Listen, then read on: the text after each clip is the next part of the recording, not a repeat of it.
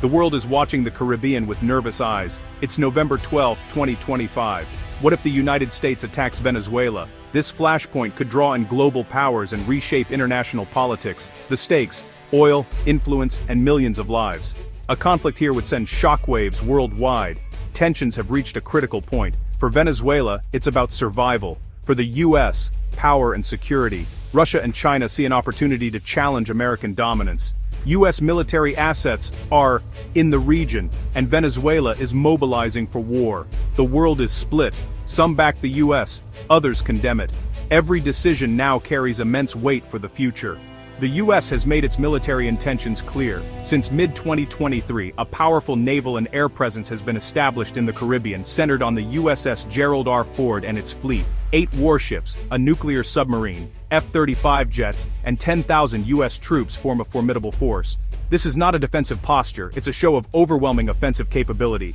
The US frames this as a non-international armed conflict, allowing operations without a formal war declaration. President Trump has even suggested the US is looking at land now, raising the specter of ground invasion. The conflict is already happening in the shadows, even before any formal invasion. The combination of massive military force and clandestine operations signals a determined US effort to pressure or dismantle the Maduro government. The world is bracing for what comes next. Venezuela knows it can't win a conventional war against the US. A top military official admitted, "We wouldn't last 2 hours in a direct battle." Instead, Venezuela has adopted a porcupine strategy, making the country impossible to conquer or govern.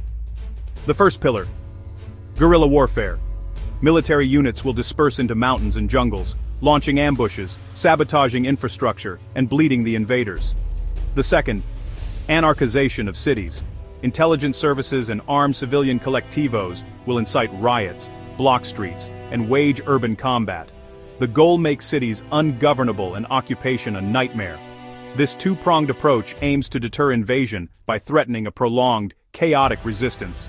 Former US intelligence officials warn that an occupying force would face unpredictable attacks from all directions. Guerrilla fighters would blend with civilians, making it nearly impossible to control the country, even if Caracas falls quickly. Venezuela's strategy is to raise the cost of occupation so high that the US will reconsider. The government is betting on nationalism and the will to resist. The threat of endless insurgency is Venezuela's strongest deterrent. The US may win the initial battle, but the real fight would begin after. Venezuela is preparing for a war of attrition, not a quick defeat. The world has seen this playbook before, in Iraq, Afghanistan, and beyond. The question is whether the US is ready for the consequences. On paper, Venezuela's military is outmatched, poorly equipped, underpaid, and lacking modern combat experience. Most hardware is outdated Russian equipment and morale is low. But Venezuela has a wildcard 5,000 Igla-S shoulder-fired anti-aircraft missiles, a real threat to US helicopters and low-flying aircraft. The government has also mobilized vast civilian militias, party loyalists, volunteers, and rural fighters. Their training and gear are limited, but their numbers and local knowledge could make them formidable in guerrilla warfare. Nationalism and anti-imperialist sentiment run deep, fueling resistance. The US could likely defeat Venezuela's formal military quickly, but defeating the army isn't the same as conquering the nation. The real challenge would be a drawn-out insurgency, with militias and guerrillas turning Venezuela into a trap. The US might win the war, but risk losing the peace, bogged down in a costly, unwinnable conflict. Venezuela's true strength lies in its will to resist and its ability to make occupation unbearable. The lesson: easy victories on paper rarely translate to easy outcomes on the ground. An American attack on Venezuela would trigger a global response, especially from Russia and China. Both have deep ties to Caracas. Russia as a military supplier, China as a major creditor. For Moscow, Venezuela is a strategic partner and a way to challenge US influence in Latin America. Russia has pledged to respond appropriately to requests for aid, likely meaning more weapons, advisors, and intelligence, not direct intervention. China's interests are economic, tens of billions in loans, repaid in oil. A US-backed regime could threaten those investments, so Beijing has strong incentives to keep Maduro in power. China would likely respond with diplomatic condemnation, financial aid, and economic pressure on Washington. The involvement of Russia and China would turn a regional conflict into a great power confrontation. While neither is likely to fight the US directly, their support could prolong the conflict and raise the costs for Washington. Advanced weapons, cyber support, and diplomatic interference could all be on the table. The risk: a proxy war that spirals into something much bigger. The world has seen how great power rivalries can escalate. Venezuela could become the next flashpoint. The stakes are no longer just regional, they're global. The Caribbean is now a chessboard for the world's most powerful players.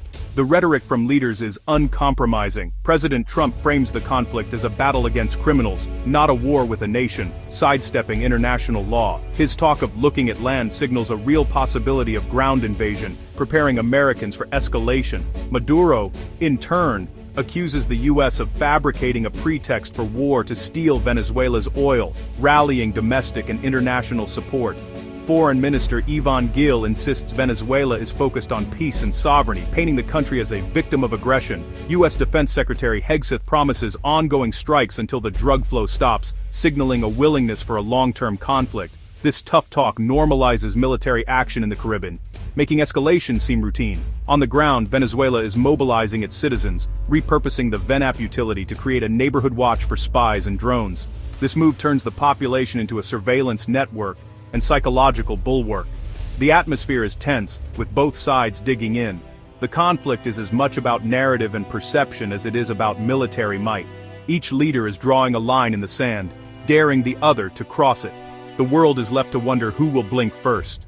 A U.S. attack on Venezuela raises profound legal and humanitarian questions. The U.S. classifies the conflict as a fight against narco-terrorists, operating in a legal gray zone to avoid declaring war. Many international experts see this as a violation of Venezuelan sovereignty and the UN Charter.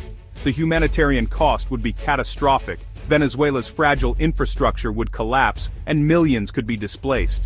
Urban warfare would devastate cities, causing countless civilian casualties and a regional refugee crisis. Critics argue that targeting alleged criminals with military force blurs the line between war and law enforcement. Former ICC prosecutor Luis Moreno Ocampo warns that due process is being replaced by airstrikes. The reaction of Venezuelans is unpredictable. Many oppose Maduro, but a foreign invasion could unite them against the U.S. The U.S. risks being seen not as a liberator, but as a conqueror, fueling the very insurgency it hopes to avoid. The cycle of violence and instability could last for years, long after the initial invasion. The legitimacy of the operation is in question, both legally and morally. The world is watching how the U.S. justifies its actions, and how Venezuela responds. The consequences could reshape the region for a generation. As of mid-November 2025, the crisis teeters on the edge. The U.S. has positioned its forces and begun limited strikes. Venezuela is mobilizing for guerrilla resistance. Russia and China have signaled support for Caracas, raising the stakes. A single miscalculation could ignite a devastating conflict. For Venezuela, it's a fight for survival. For the U.S., the risk of another endless war. The belief in a quick victory could prove dangerously wrong. A U.S. invasion without UN approval would erode international law and set a perilous precedent. The conflict could spill over, destabilizing the region and drawing in great powers. Will diplomacy prevail, or will the Caribbean become the next global battleground? The choices made now will echo for years to come.